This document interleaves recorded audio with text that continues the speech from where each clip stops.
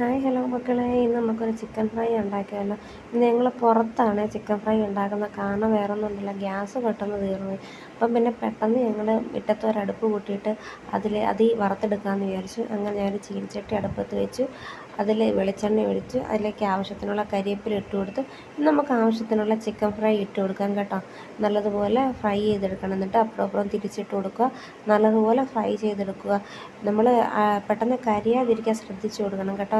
നല്ല തീയാണല്ലോ, നമ്മൾ പുറത്ത് അടുപ്പ് കൂട്ടുമ്പോൾ നല്ല തീ കിട്ടും. എല്ലാ സൈഡിലും നല്ല വൃത്തിയായിട്ട് തീ കിട്ടുന്നതുകൊണ്ട് പെട്ടെന്ന് വെന്ത് കിട്ടും. അങ്ങനെ ഞാൻ ഒരു വട്ടം ചിക്കൻ ഫ്രൈ എല്ലാം വേവിച്ചെടുത്ത് നമുക്കൊന്നും കരിഞ്ഞു പോയൊന്നും കഴിഞ്ഞില്ല. ആവശ്യത്തിനുള്ള പാകത്തിനാണ് ഞാനത് വേവിച്ചെടുത്തേക്കുന്നത്. പക്ഷെ ഭയങ്കര ബുദ്ധിമുട്ടാണല്ലേ പുറത്ത് പോയിരുന്ന് വേവിച്ചെടുക്കാനും എടുക്കാനൊക്കെ.